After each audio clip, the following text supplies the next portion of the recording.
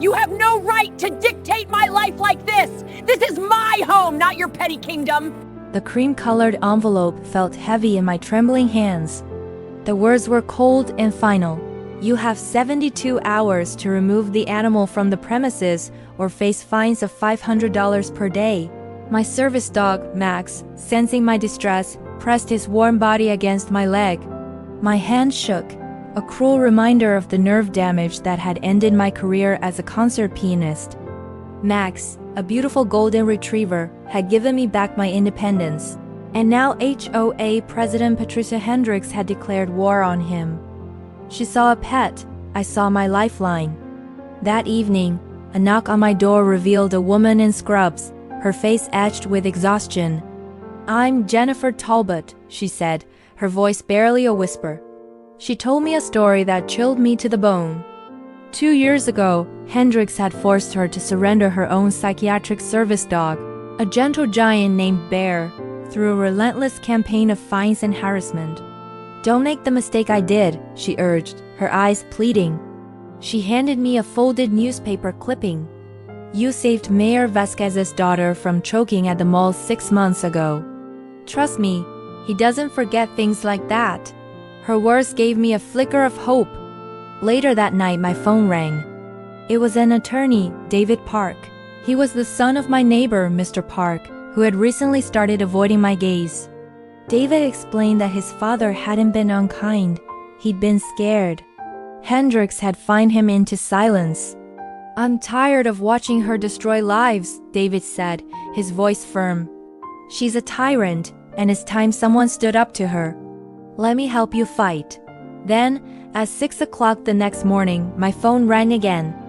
A voice I recognized from the news said, "This is Mayor Vasquez.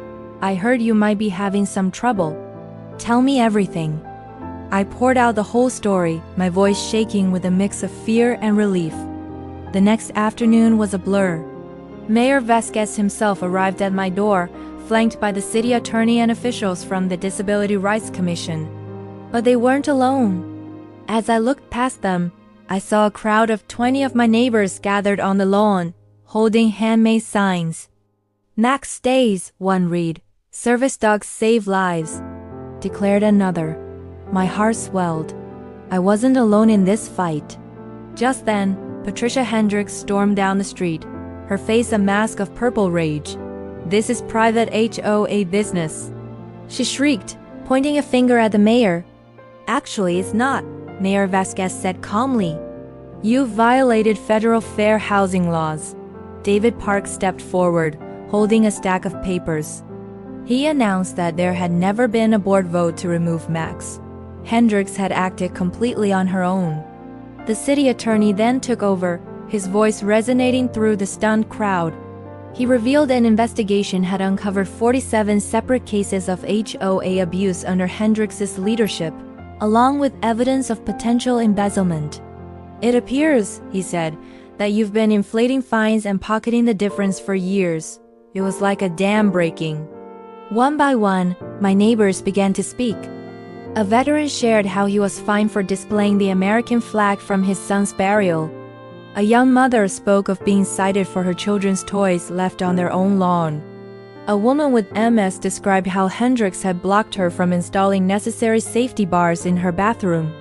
Then, Jennifer Talbot stepped forward, her voice ringing with newfound strength. "She destroyed my life," Jennifer said, looking straight at Hendricks. "But Claire fought back when I was too broken to.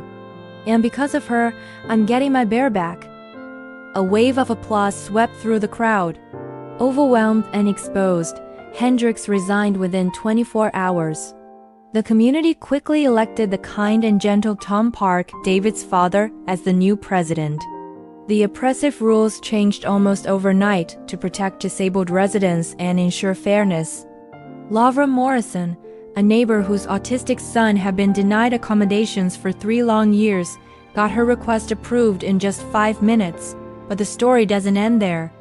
3 weeks later, a black sedan pulled up to my house. Inside, I found Patricia's brother, Robert, and his attorney. The news they delivered was devastating. "Patricia has early onset Alzheimer's," Robert said, his voice heavy with grief. She was diagnosed 4 years ago, at just 58. He slid a photo album across the coffee table. In the pictures, a younger, vibrant Patricia was running nonprofits for disabled veterans, volunteering at animal shelters, and receiving community service awards. Before she got sick, Robert explained, my sister dedicated her entire life to helping people. This disease, it made her rigid, controlling, paranoid. The woman who hurt you, who hurt all those people, isn't the woman she used to be. The so-called embezzlement wasn't theft. It was cognitive decline. She had forgotten which fines she'd assessed, creating duplicate records and leaving thousands of dollars in uncashed checks from residents. Robert then handed me a 2-year-old letter written in Patricia's shaky, uncertain handwriting. It read, I don't know why I did that to Jennifer. Something is wrong with my mind. I'm so scared. But I can't tell anyone, or they'll take everything away from me. She had known something was terribly wrong, but fear and denial had kept her from seeking help. Now, she was entering a memory care facility, her mind being stolen from her piece by piece. I visited her the next day. She didn't recognize me, but her eyes lit up when she saw Max. Oh, he's beautiful, she said, a faint smile on her lips. My mother had a dog just like that. She reached out a trembling hand to pet his soft fur, and tears began to fall down her cheeks. Robert showed me. He showed me the awful letters I wrote, she whispered. That wasn't who I wanted to be. 20 minutes later, she had forgotten my name again. But she still remembered Max. I went home and wrote a letter to the city officials. I didn't ask for punishment. I asked for mercy and systemic change. Let Patricia's legacy be one of reform, not retribution. To my relief, they agreed. Her tragic case became the catalyst for new HOA oversight laws across the county, including mandatory disability training for board members, regular financial audits, and protocols for identifying and assisting leaders who might be suffering from cognitive decline. At Riverside Meadows' first community barbecue under new leadership, the atmosphere was completely different. Children played freely, and I smiled watching Max and Bear, Jennifer's newly returned service dog, romp together on the grass. Tom Park gave a short speech, not about rules, but about choosing kindness over compliance. Jennifer stood beside him, her hand resting on Bear's head, finally at peace. I looked around at my neighbors, this new community we had built, and thought about Patricia, alone in a memory care home. It's so easy to turn people into villains to forget they might be victims too. Justice is so much more complicated than just punishment. As fireflies began to dance in the twilight, Max leaned his weight against me, a familiar comfort. We had fought for our right to exist here, and in doing so, we had won something so much bigger. We had built a community that makes space for everyone, even those who struggle, even those who hurt us. Because that's what real community is.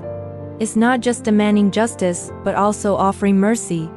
It's not just celebrating strength, but also honoring vulnerability. It's about making room for a complicated, messy, beautiful humanity. I buried my face in Max's soft fur and whispered, "We're home. We're finally home. Thanks for watching."